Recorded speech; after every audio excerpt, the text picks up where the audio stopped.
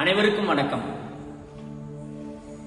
வருகின்ற ஆகஸ்ட் மாதம் 10, 11, 12 ஆகிய 3 தினங்களில் ஞாயிறு, திங்கள், செவ்வாய் 3 தினங்களும் ஸ்ரீ ராகவேந்திர சுவாமிகளின் ஆராதனை பெருவிழா நம்முடைய கண்ணங்குறிச்சி நித்யாநகர் ராகவேந்திர மடத்தில் வெகு விமர்சையாக கொண்டாடப்பட உள்ளது. ஒவ்வொரு ஆண்டும் பக்தர்களாகிய தாங்கள் கொடுக்கக்கூடிய பேராதரவின் பொருட்டும் பக்தர்களாகிய தாங்கள் அளிக்கக்கூடிய நிதி மற்றும் பொருட்களை கொண்டும் வெகு விமர்சையாக விழா எடுப்பதோடு மட்டுமன்றி வருகின்ற பக்த ஜனங்களுக்கெல்லாம் அன்னதானமும் வெகு நேர்த்தியாக நம்முடைய வேத பிள்ளைகள் ஏற்பாடு செய்து கொண்டிருக்கின்றார்கள். உடுப்பி பேஜவார் மடத்தினுடைய சுவாமிகளின் ஆணையின்படியும் மடாதிபதிகளின் வழிநடத்தலின்படியும் உரிய ஆகம விதிகள் படி நம்முடைய ஸ்ரீ ராகவேந்திர மடத்தில் எண்ணற்ற அநேக காரியங்கள் சுப காரியங்கள் நடைபெற்று வருவதை தாங்கள் அறிவீர்கள். அதில் ஒன்றாக ஒவ்வொரு ஆண்டும் ஆராதனை பெருவிழாவை நாம் மனமுவந்து ஒருவரோடு ஒருவர் இணைந்து ஒற்றுமையாக கொண்டாடி ராயரை கொண்டாடி நாம் பேறு பெறுகின்றோம்.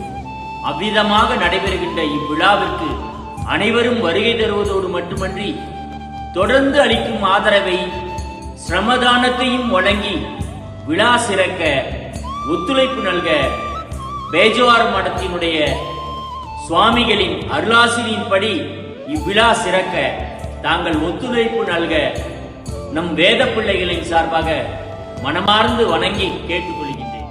54ஆம் ஆண்டு ஆராதனை பெருவிழா, 354வது ஆராதனை பெருவிழா வெகு கோலாகலமா நடக்க உள்ளது. ஒவ்வொரு ஆண்டும் நாம் ஒவ்வொரு சிறப்புகளை இந்த பெருவிழாவில் நாம் கொண்டாடி மகிழ்கின்றோம். அந்த வகையில் 3 நாளும் நித்திய பூஜைகளோடு தொடர்ந்து கலை விழாக்களும் ஏற்பாடு செய்யப்பட்டுள்ளது. இவ்விழாவின் முதல் நாள் துவக்கமாக வருகின்ற ஆகஸ்ட் 10, 7, 2025 ஞாயிற்றுக்கிழமை காலை 5 மணி அளவில் பஞ்சாமிர்த அபிஷேகத்திற்கு முன்பாக நிர்மாலய அபிஷேகம், தொடர்ந்து பஞ்சாமிர்த அபிஷேகம், சுவாமிகளின் திருவீதி விழா இந்த முறை வெகு சிறப்பா முதல் முறையா ஏற்பாடு செஞ்சிருக்காங்க வேத பிள்ளைகள். திருவீதி விழாவில் ஸ்ரீ கிருஷ்ண பரமாத்மா, ஸ்ரீ ஆஞ்சநேய பகவான், ஸ்ரீ ராயர் 3 பேரும் எழுந்தருளி நம் திருவீதிகளில் உலா வர உள்ளார்கள்.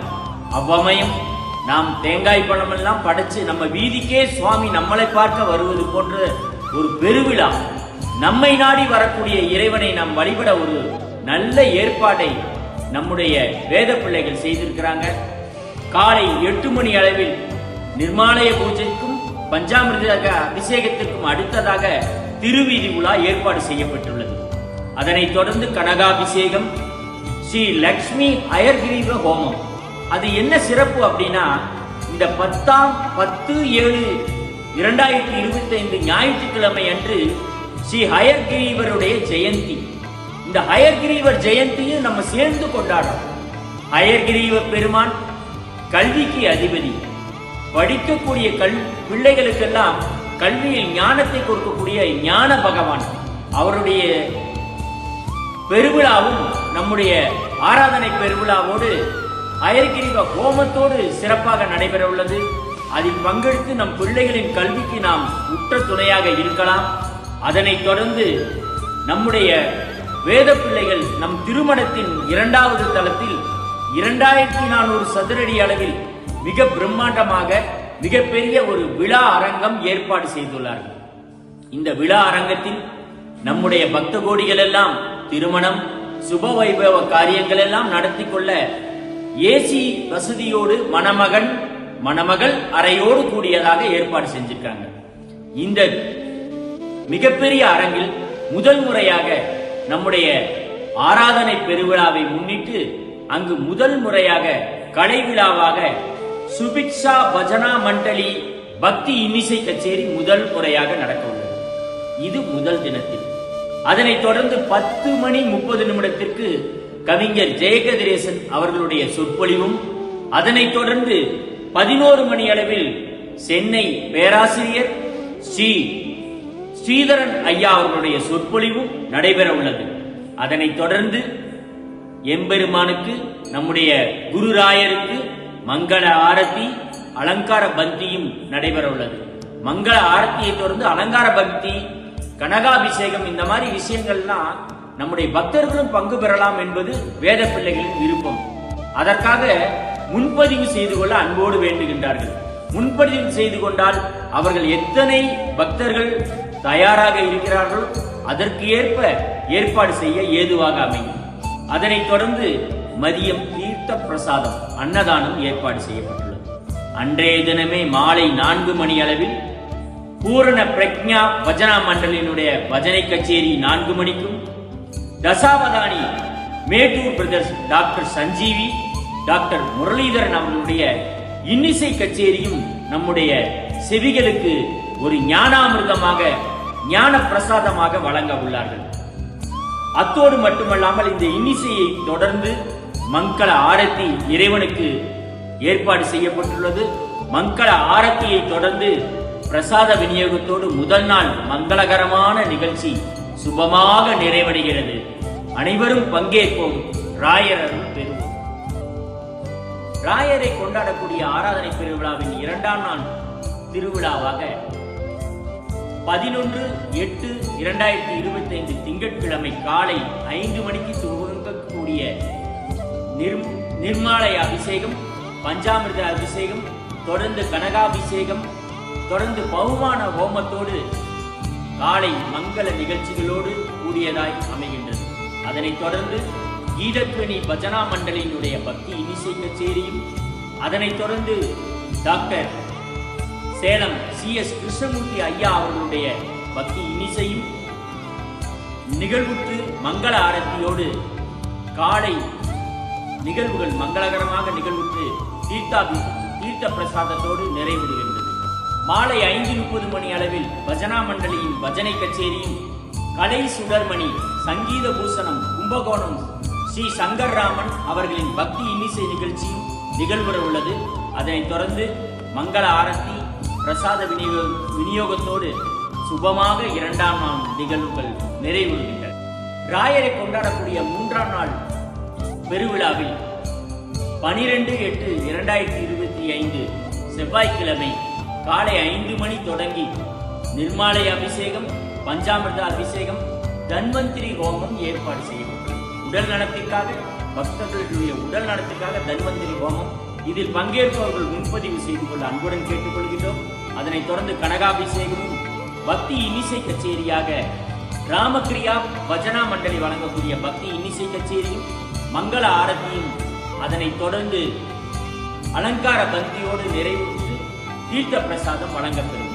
அன்றைய தினமே மாலை பக்தி இன்னிசை கச்சேரியாக ஸ்ரீ சுதா பரிமளா பஜனா மண்டலியினுடைய இன்னிசை கச்சேரியும், சரண்யா ராவ் அவர்களுடைய பரதநாட்டிய கச்சேரியும் நிகழ்வுற்று இரவு மங்கள ஆரத்தியுடன் பிரசாத விநியோகத்துடன் 3 நாள் பெருவிழா சுபமாக நிறைவுறுகிறது ராயரின் அருளோடு.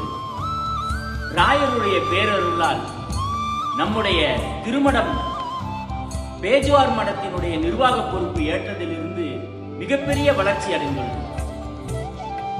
கோமாதாவினுடைய அனுகிரகத்தை பெறுவதற்காக கோசாலை முதல் அமைக்க தொடங்கியது முதல், அன்னதானம் முதல் தொடர்ந்து நடைபெற்று வரக்கூடிய மங்கள செயல்களுள் சமீபமாக இப்பொழுது நாகதேவருக்கு பிரதிஷ்டாபனமும், ஸ்ரீமன் பெருமானுக்கு ஈஸ்வரருக்கு திருக்கோவிலும் அமைக்க முன்வந்து ஏற்பாடுகள் தயாராகி கொண்டிருக்கிறது. இப்படி விரிவாக்க பணிகள் தொடர்ந்து நடைபெற்றுக் கொண்டு வருகின்ற வேளையில் மேற்கு புறத்தில் ஒரு இடமும் வாங்கப்பட்டுள்ளது. இதையெல்லாம் தாங்களும் அறிவீர்கள். இதோடு மட்டுமல்லாமல் பக்தர்களாகிய நம்முடைய வீட்டு விசேஷங்களுக்காக திருமணத்தின் மேலே 2வது மாடியில் மிகப்பெரிய 2400 சதுர அடியில் மண்டபம் ஏற்பாடு செய்யப்பட்டுள்ளது. இந்த மண்டபத்திற்கான பொருட்செலவுகள், திருக்கோயில் ஏற்பாடுகள் எல்லாமே பல லட்சங்களை தாண்டி கடந்து சென்று கொண்டே இருக்கிறது. இந்த பெரும் பொருட்செலவை நம் வேத பிள்ளைகள் தாங்கும் பொருட்டில் இருப்பதாக எனக்கு தெரியவில்லை.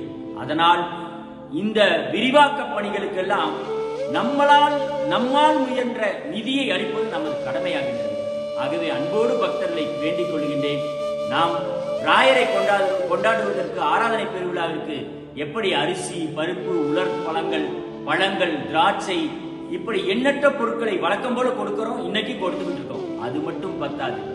நாம் இந்த நிர்வாக வளர்ச்சி பணிகளுக்கு, நம்முடைய விரிவாக்க பணிகளுக்கு, திருமணத்தின் விரிவாக்க பணிகளுக்கு, நம் விசேஷங்களை நடத்த ஏற்பாடு செய்யப்பட்டுள்ள அரங்கங்களுக்கெல்லாம் ஆகக்கூடிய ஆகப்பெரும் செலவில் மிக சிறிதளவேனும் ராமருக்கு அணில் உதவியது போல ஆஞ்சநேயரோடு உடனிருந்து அணில் உதவியதை நாம் எண்ணி பார்த்து நாமும் அணிலை போன்றாவது சிறிதளவாவது பொருள் வழங்க, நிதியை வழங்க அன்போடு நான் என்னுடைய சார்பாக பணிவன்போடு கேட்டுக்கொள்கிறேன். வேத பிள்ளைகளுக்கு துணை நிற்போம், ராயரை கொண்டாடுவோம், நாம் சுபமாக வாழ்வோம் என்று கூறி விடைபெறுகின்றேன். வணக்கம்.